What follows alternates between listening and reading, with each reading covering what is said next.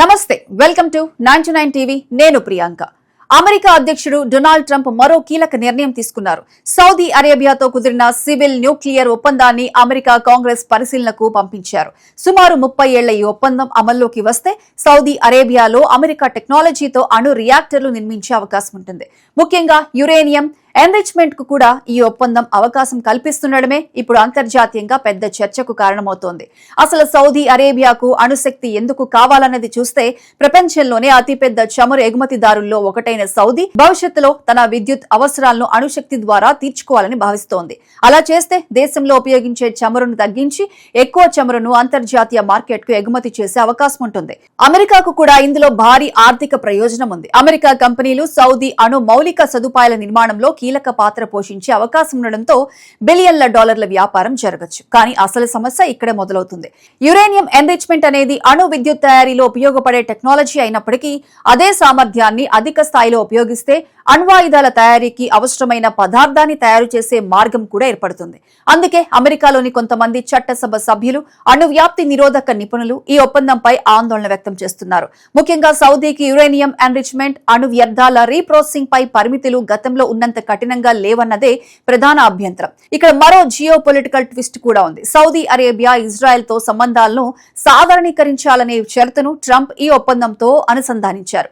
అంటే Saudi Abraham ఒప్పందాల్లో చేరి Israel ను అధికారికంగా గుర్తించే దిశగా ముందుకు వేస్తేనే ఈ న్యూక్లియర్ డీల్ అమలు అవుతుంది అన్నది ట్రంప్ వైఖరి. అయితే పాలస్తీనా దేశ ఏర్పాటు విషయంలో స్పష్టమైన మార్గం లేకుండా ఇజ్రాయెల్ తో సంబంధాలు సాధారణీకరించబోమని సౌదీ గతంలోనే చెబుతూ వచ్చింది.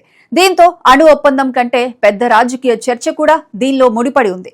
ఇక ఈ ఒప్పందాన్ని అమెరికా కాంగ్రెస్ సుమారు 90 సెషన్ రోజుల పాటు పరిశీలించనుంది. ఆ సమయంలో కాంగ్రెస్ వ్యతిరేక తీర్మానం తీసుకురాకపోతే ఒప్పందం అమల్లోకి వెళ్లే అవకాశం ఉంది. అయితే కాంగ్రెస్ దీన్ని అడ్డుకునే ప్రయత్నం చేసినా అధ్యక్షుడి వీటోను అధిగమించేందుకు 2 సభల్లో 3/2 మెజారిటీ అవసరమవుతుంది. ఈ పరిణామాన్ని మధ్యప్రాచ్య భద్రత కోణంలో చూస్తే మరింత ప్రాధాన్యం వస్తుంది. ఇరాన్ ఇప్పటికే అణు సామర్థ్యాల విషయంలో అమెరికా ఇజ్రాయెల్ తో తీవ్ర విభేదాల్లో ఉంది. ఇప్పుడు సౌదీ అరేబియాకు కూడా యురేనియం ఎన్రిచ్మెంట్ సామర్థ్యం లభిస్తే మధ్యప్రాచ్యంలో అణు పోటీ పెరిగే ప్రమాదం ఉందని నిపుణులు హెచ్చరిస్తున్నారు. Saudi crown prince Mohammed bin Salman కూడా గతంలో ఇరాన్ అణ్వాయుధం సాధిస్తే సౌదీ కూడా సమాన సామర్థ్యం కోరుకుంటుందని వ్యాఖ్యానించారు. మొత్తంగా చూస్తే ట్రంప్ సౌదీ న్యూక్లియర్ డీల్ ను కాంగ్రెస్ కు పంపడం కేవలం అణు విద్యుత్ ఒప్పందం కాదు. అమెరికా వ్యాపార ప్రయోజనాలు, సౌదీ ఇంధన భవిష్యత్తు, ఇజ్రాయెల్ తో దౌత్య సంబంధాలు, ఇరాన్ అణు కార్యక్రమం, మొత్తం మధ్యప్రాచ్య భద్రత, ఇలా అనేక అంశాలను కలిపిన భారీ జియోపొలిటికల్ డీల్. ఈ ఒప్పందానికి కాంగ్రెస్ ఎలాంటి స్పందన ఇస్తుంది? సౌదీ ఇజ్రాయెల్ తో సంబంధాల విషయంలో ఏ నిర్ణయం తీసుకుంటుంది? చివరికి అణు వ్యాప్తి నిరోధక భద్రతలు ఎంత కఠినంగా ఉంటాయి అనేదే ఇప్పుడు ప్రపంచం గమనించాల్సిన కీలక అంశాలు.